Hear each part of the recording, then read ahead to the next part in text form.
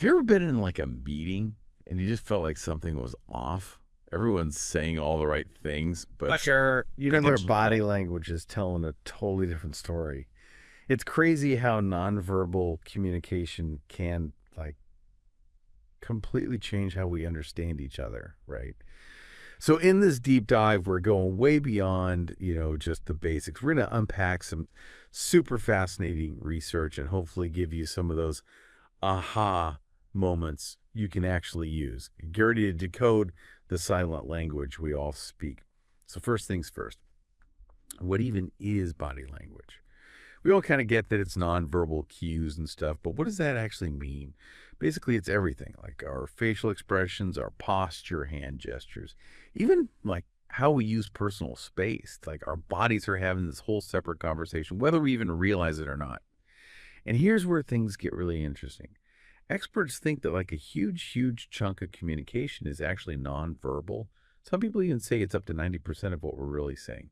So, if we can just learn to read those nonverbal signals, we can unlock a whole new level of understanding in basically every interaction, right? But of course, there are tons of myths out there about body language. The ones like people think crossed arms always mean someone's closed off, or that like if someone avoids eye contact, they're definitely lying. But here's the thing, context is key. Someone might cross their arms just because they're cold. Maybe they're just comfy that way. Doesn't mean they're shutting you out. And eye contact, that can be so different in different cultures. It's not always what you think. Like I remember this one time I was at a conference and met this guy who was, super interesting, but he hardly made any eye contact at all. I totally thought he was bored or whatever. Turns out he was just from a culture where like sustained eye contact is considered super aggressive. Total miscommunication moment. So yeah, got to remember body language isn't always so black and white. There's personality, cultural background. Even the situation itself matters a lot. But okay, that doesn't mean we can't learn some like general principles, right? Let's start with faces.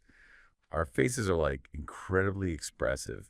They're constantly broadcasting our emotions, even the ones we're trying to hide. And what's so cool is that some expressions are like universal. A smile usually means happiness. A frown usually means sadness. And if someone looks terrified, well, pretty sure that looks the same everywhere. But have you ever noticed those tiny little movements like in the muscles of someone's face? Those are called micro expressions, and they can give you a glimpse of what's really going on. Like someone might say they're fine, but then their eyebrows like betray a flicker of sadness, or their lips tighten just a bit. Those tiny movements can tell you way more than their words. But the eyes, oh man, the eyes are like a whole world of nonverbal communication. They can show interest, attraction, boredom, even deception. When you look at something you like, your pupils get bigger. That's actually a physiological response. Like it's your autonomic nervous system doing its thing. And it can be a really subtle sign of attraction, even if we don't realize it's happening. Or think about when someone is trying to remember something. They often look up and to the right, like they're literally seeing that memory in their head. It's these little eye movements that give us clues into how someone's processing information, even how they're feeling. But it's not just our faces, right? Our whole body's in on this nonverbal dance. Posture, for example, can be so telling. Someone standing tall, shoulders back. They project confidence, don't they? And you know what? I've actually noticed that when I stand up straight, it makes me feel more confident too. It's like my body's influencing my mind. But then on the flip side, you see someone slouching. They might be feeling insecure or just plain tired.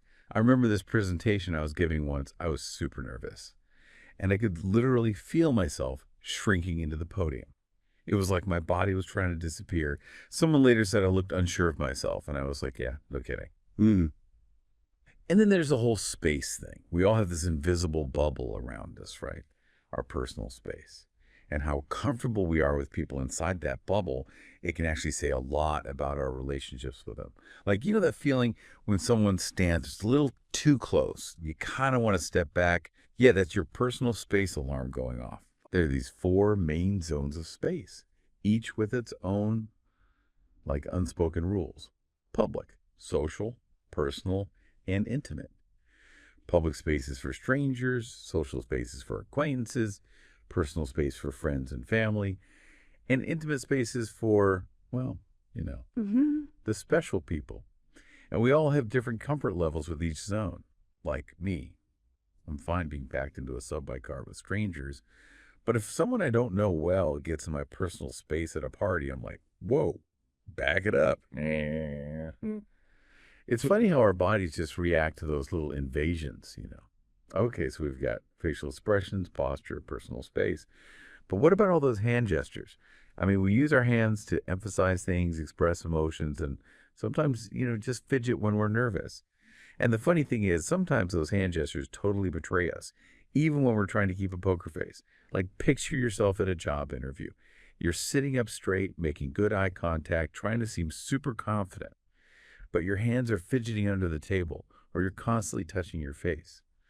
Those little things could tell the interviewer you're actually a nervous wreck. And then, of course, you've got hand gestures that are totally specific to certain cultures. Like, in some cultures, pointing with your index finger is super rude. In others, it's totally normal. And the OK sign means very different things in different parts of the world. Yeah, got to be mindful of those cultural differences, for sure. Oh, and speaking of hand gestures, I remember this party I was at once, talking to this guy who had the most expansive hand gestures, like he was conducting an orchestra. It was kind of mesmerizing, actually. Yeah. But also, I was like, whoa, this guy needs some space. Turned out he was just really passionate about what he was talking about. But yeah, his hand gestures were taking up some serious real estate. But hey, hand gestures aren't the only thing our limbs are telling us. Don't forget about the feet. They might be down there minding their own business, but they can actually reveal a lot about what someone's really thinking. Like if you're talking to someone and their feet are pointed toward the door, that could be a sign they're ready to make a run for it. Or think about when you're really into a conversation. Your feet might naturally turn towards the person you're talking to, like they're drawn in. It's like our bodies are always sending these subtle signals, even when we have no idea. So yeah, we've covered a lot already, from facial expressions and eye movements to posture, personal space, and even those telltale feet. But there's so much more to unpack. Okay, so last time we kind of set the stage, right? We talked about like the basics, what body language even is and why it matters so much. And, we busted some of those common myths. But now I want to get into like how we can actually use this stuff. How can we figure out what someone's really thinking or feeling? One thing that I think is so helpful is figuring out how to like quickly assess if someone is, open to you. Are they interested, engaged, or are they secretly wishing they were anywhere else? Their body language can give us some pretty clear clues. For example, have you ever noticed how someone's eyebrows kind of raise a little bit when they're genuinely interested? It's like they're subconsciously, wanting more info, like their brain's going, tell me more. And their eyes, they'll be wide and alert, like soaking up every word. You can almost see the wheels turning, And then there's the smile. A real, genuine smile, the kind that reaches all the way to the eyes. That's such a good sign of warmth and openness. It's the universal sign that says, hey, I'm enjoying this. But a fake smile, ugh. You can usually spot those a mile away. They're stiff and forced, and the eyes just aren't smiling along. It's like their face is saying one thing, but their heart's not in it at all. Another big clue is body orientation. If someone's truly into what you're saying, they'll turn their whole body towards you, like they're fully present in the conversation. But if they're turned away, even just a little bit, it could mean their mind's somewhere else. Like maybe they're looking for the nearest exit. And then what about those arms? Open, relaxed arms. That usually suggests trust, a willingness to connect. But crossed arms, well, like we talked about before, that can be a little trickier, right? That doesn't always mean someone's closed off. Could be they're cold. Maybe that's just how they listen. It's all about looking at the whole picture. Speaking of crossed arms, this one time I was at a networking event talking to this woman who had her arms crossed the whole time. I totally thought she was like over it. But then she started nodding along, asking questions, even leaning closer. Turned out She was just a naturally reserved person, and that crossed arm thing was just her way of being comfortable. Hand gestures can be super revealing too. Someone who's open, engaged, they'll often use their hands to kind of emphasize what they're saying, like they're painting a picture with their words. It's like their hands are an extension of their thoughts, helping them to express themselves. But someone who's uncomfortable or maybe trying to hide something, they might keep their hands fidgety or tucked away in their pockets. It's almost like they're trying to suppress their true feelings. And speaking of suppressing feelings, let's talk about lying. Because let's be real, we've all wondered if someone's being honest with us, right? Body language isn't a foolproof lie detector, but there are definitely some things to watch for, some red flags.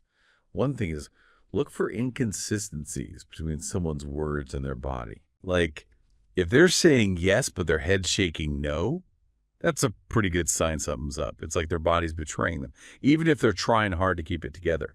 Another thing is watch for when people touch their face while they're talking, especially their nose or mouth. It's like they're subconsciously trying to cover up the lie, even though they might not even realize they're doing it. There's some research that says lying can actually cause like a stress response in the body, and that can make blood rush to your face, so it feels itchy or uncomfortable. So maybe that face touching is just a way to relieve that feeling. And then there's eye contact or, lack thereof. Now, like we talked about earlier, not all liars avoid eye contact. Some people are really good at lying while looking you straight in the eye. But for a lot of folks, lying makes them uncomfortable. And that can come out as shifty eyes, blinking a lot, or even like staring too intensely. But here's the thing, right? Body language isn't just about spotting liars or figuring out if someone's into you. It's also about understanding, like power dynamics, social hierarchies, because whether we realize it or not, our bodies are constantly communicating our status, our relationship to other people. For example, have you noticed how people in positions of power often take up more space? They might spread their legs wide when they sit or stand with their hands on their hips, like they're claiming their territory, asserting their dominance. And their gestures tend to be bigger, more expansive, like they're commanding attention. It's almost like they're saying, I'm in charge here, so listen up. And that eye contact, steady, direct. Holding your gaze a beat longer than what feels comfortable, like they're gearing you to look away first. On the other hand, people who are feeling submissive, insecure, they often try to make themselves smaller, hunch their shoulders, cross their legs tightly, keep their arms close to their body like they're trying to protect themselves. And their gestures, smaller, more contained, like they're trying not to take up too much space. And they might avert their gaze quickly, showing deference. Of course, these are just general patterns. There are always exceptions. But being aware of these subtle cues can help us understand those unspoken dynamics at play. It's like having a secret decoder ring for human behavior, right? Yeah. And here's something I find super interesting. Did you know that our body language can actually change how we feel about ourselves? It's called power posing. And it's this idea that adopting a more expansive posture, it can actually make you feel more confident, more powerful. So if you're feeling kind of down, try it out. Stand tall, shoulders back, chest out, hands on your hips, like Wonder Woman ready to take on the world. Might feel a little silly at first, but studies show it can actually shift your mood, even affect your hormones. It's like your body's telling your brain, hey, we got this. Let's feel good about ourselves. Okay, so we've talked about openness, deception, power dynamics, but there's one more aspect of body language that's so important: cultural differences. Because like we mentioned before, body language isn't like a universal language. What's friendly in one culture could be totally offensive in another. For example, in some cultures, direct eye contact is a sign of respect. In others, it's considered rude or challenging. And physical touch, ooh, that can be a minefield. A casual hug in one place could be a huge invasion of space in another. I remember this one time I was traveling in Europe at this crowded market. I accidentally bumped into this woman, and I instinctively reached out to touch her arm to apologize. And she just gave me this icy glare. I was mortified. Turns out, in her culture, touching a stranger, especially a woman, was super inappropriate. Talk about a cultural faux pas. So yeah, we got to be mindful of those cultural norms. Do your research, pay attention to how people are acting, and when in doubt, be a little more reserved. It's better to be too cautious than accidentally offend someone. No, I know what you're thinking. This is a lot. I'm going to just keep track of all this. And you're right, it can be overwhelming at first. But like any skill, reading body language takes practice. The more you pay attention, the better you'll get at noticing patterns and interpreting those signals. It's like learning a new language. At first, it's just a bunch of confusing sounds, but then you start to get it. You understand the nuances, the beauty of it all. Here's a tip. Start by focusing on just one aspect of body language at a time. Maybe you want to get better at reading facial expressions, or you're super curious about posture. Pick one area and really pay attention to it in your everyday interactions. You'll be amazed at how much you can learn just by observing. And remember, body language isn't just about decoding other people. It's about understanding yourself, too. Pay attention to your own body language, how you stand, how you gesture, how much space you take up, and see what it tells you about what's going on inside. You might be surprised at what you discover. Maybe you'll hunch your shoulders when you're stressed, or cross your arms when you're feeling defensive. By being more aware of our own body language, we can make conscious choices about how we present ourselves to the world. So we've been, diving deep into all these different aspects of body language, like how to tell if someone's really listening, how to seem more confident, even like those little hints that maybe someone's not being totally truthful. But before we wrap things up, there's one more layer I want to get into. The differences between how men and women, communicate nonverbally. Because, let's face it, sometimes it feels like we're speaking totally different languages. Now, before I go any further, I want to be super clear. I'm not saying all men do this and all women do that. That's just silly. We're all individuals, right? But research has shown there are some general patterns, and understanding those can be really helpful, and especially, in those sometimes tricky interactions between men and women. So to start with, women are generally seen as more expressive, both verbally and non-verbally. It's like they have a bigger range of facial expressions. Their tone of voice changes more. And they're usually more comfortable using touch to communicate, like a pat on the arm or a hug hello. And get this, studies actually show that women are better at reading body language than men. It's like they've got this built-in radar for those tiny cues, those micro-expressions. Men often just miss them.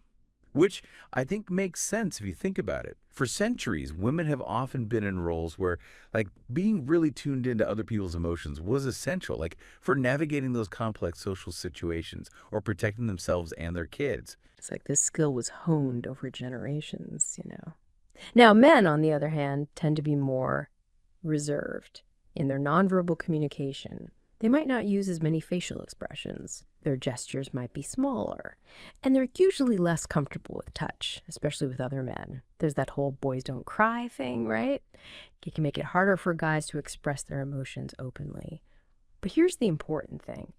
Just because men might not be as outwardly expressive, it doesn't mean they're not feeling things just as deeply. They might just express it differently. Maybe through actions instead of words, or through little subtle body language cues that are easy to miss if you're not paying close attention. And another area where men and women often differ is in personal space. Men tend to have these bigger personal space bubbles. They just need more room to feel comfy, And they can get kind of, threatened or uncomfortable if someone gets too close, especially if it's another guy. Women, though, they're generally more okay with being closer to each other. They might stand closer when talking, and they're more likely to touch each other casually. Like putting a hand on someone's arm or a quick hug. Of course, these are just general patterns, and there are always exceptions. But understanding these differences can help us avoid those, misunderstandings and build better relationships. If you're a woman talking to a guy and he seems kind of distant, it might not be that he's not interested. Maybe he just needs a little more space. And if you're a guy talking to a woman and she seems kind of touchy-feely, don't freak out. She might just be expressing warmth and friendliness, in a way that's natural for her. The big takeaway here is, whether you're a man or a woman, the most important thing is to be aware of the other person's style and to respect their boundaries. Pay attention to their body language, actually listen to their words, and be willing to adjust your own communication style to create a better connection. So we've been on this amazing journey through body language, haven't we? From those tiny facial expressions to the power of posture and, how men and women communicate differently. But remember, body language isn't about mind reading or becoming some kind of human lie detector. It's about being more aware of those unspoken messages that we're all sending and receiving all the time. It's about being curious, paying attention, and, realizing that communication goes way beyond just the words we say. So go out there, observe, experiment, and most importantly, have fun with it. Because understanding body language can really open up this whole new world of understanding and connection. And that brings us to the end of our deep dive into the fascinating world of body language. I hope you've enjoyed it and maybe even picked up some new insights you could use. Until next time, happy decoding.